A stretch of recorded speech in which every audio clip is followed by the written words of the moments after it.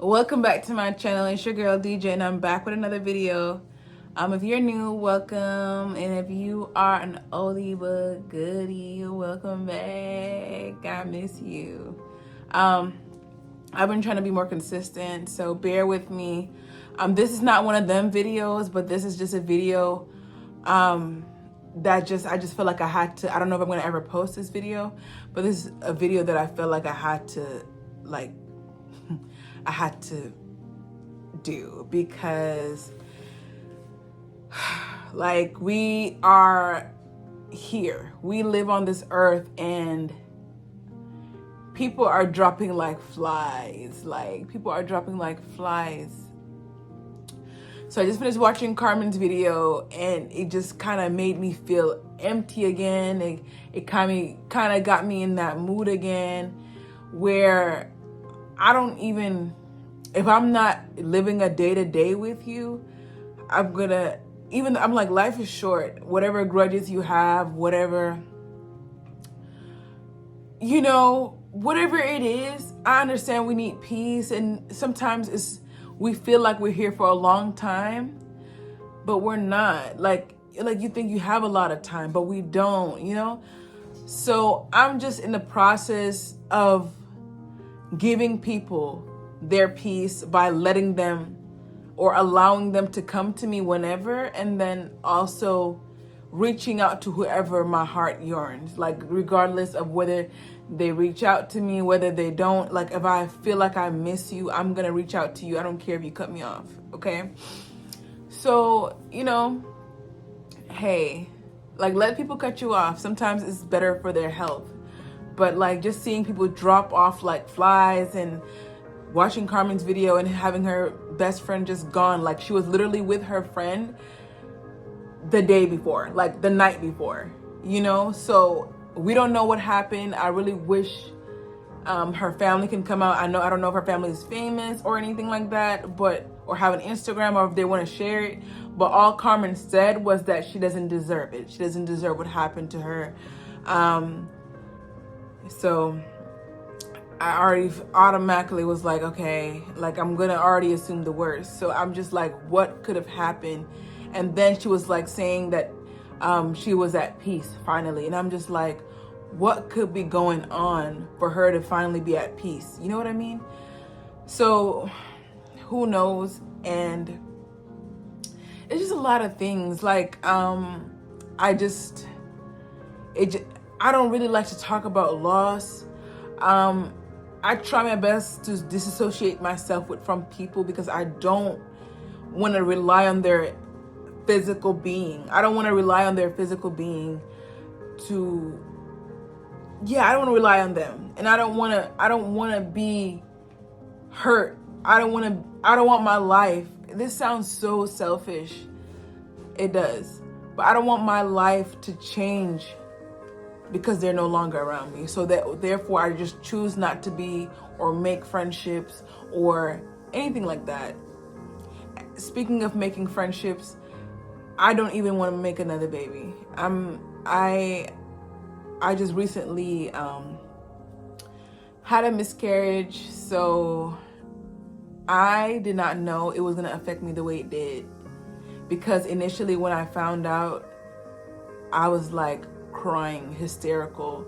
But the moment after 2 days, after I prayed and I was like, why is this happening, God? I was talking to God. I was like, God, I'm struggling so hard. I don't even know if I'm doing the right thing. I'm still struggling. I still got trauma. I still got so many things going on. I have these kids. They got to look at me as an example. I can't even teach them.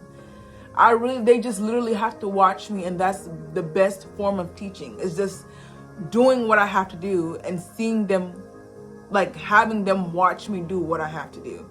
It's the best form of teaching, and I'm already lacking in that area. Why do I need another child? And I was just talking, why do you think I need another child? Okay. And I just have so much regrets. And I was like, there's people doing things every day, crying, praying, and why me? Why me? And then as I'm talking, I'm like, you don't even question God. And I was like, you know what?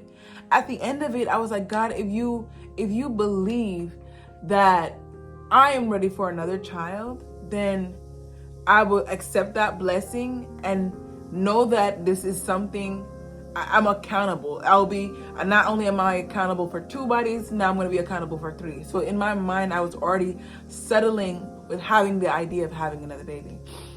So couple months later, they told me I had a UTI.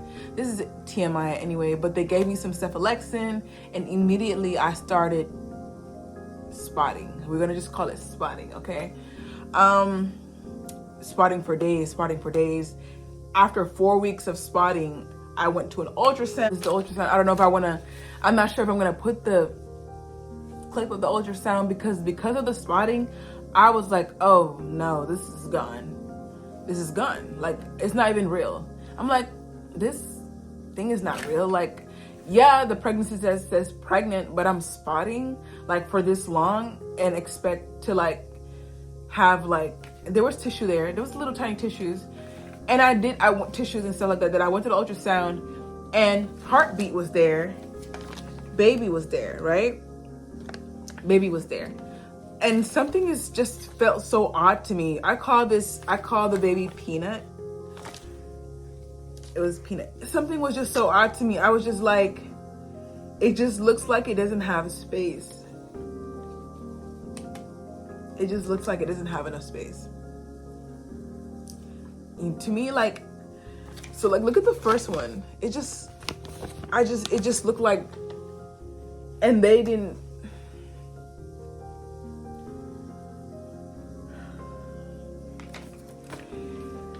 yeah. So yeah, yep. Yeah. So, and then it passed, and I don't know. It took so much from me, and it took a lot of energy, and I don't know how to feel. I just know that I don't want to put myself in that position again to have and lose and anything. I'm already scared that we don't even belong here. We're here for temporary. I don't even like that idea. I know is life, but that idea alone just wants me to just keep what I have and maintain what I have, because I can't risk losing, especially the ones that are already here. And I have no control over that. So that's the video.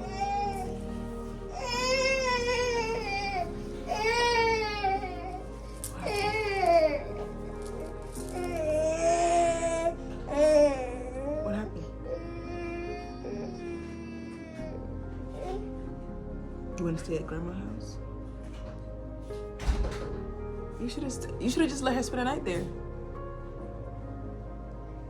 You want to spend the night at grandma's house? But those kids are going to go home and you're going to be all by yourself. But grandma, she's watching the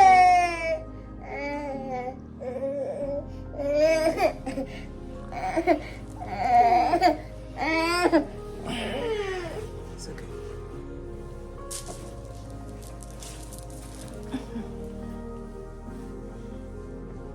My hands are full. My hands are full. This is just me. This is not me conforming or telling God that my hands are full or this is enough. This is just me making sure that I focus on the people that are around me and the people that I have. And if God decides to bless me with more, I will definitely take it with open arms. But right now, I'm just appreciating the blessings that I already have, and I'm just gonna continue to treat them like they're a blessing. And even though I have to discipline them, but I always have to remember not to hold any grudges against them. I want them to remember me as somebody that always loved them. Since this loss, I have been experiencing a lot of grief with the people that are around me. Like I'm grieving my both children that are still alive. I'm grieving them. And luckily I can be sad and mourn them because they're not always going to be around, or I'm not always going to be around, and I have their physical bodies to touch to comfort me, but that's not always going to be the case. So that's just my video for the day. The way I deal with grief is not healthy, and it's working for me right now, but I'm just going to do the best that I can to just reach out to the people that I really care about, because life is short and I want everybody to do what's best for their mental health and just come along this journey with me. This is just me being very transparent, and I appreciate God for everything that He's done for me, and I appreciate all the people that are around me, even if it's just for a little bit. And yeah, that's really all I have for today. I just have to do a voiceover because we were just talking about ice cream. Like, I don't know if you were here for a specific reason. We were talking about ice cream. I didn't think anybody want to like listen to ice cream and stuff like that. So yeah, that's it. Bye guys. Yeah, I'm gonna say bye. Bye bye.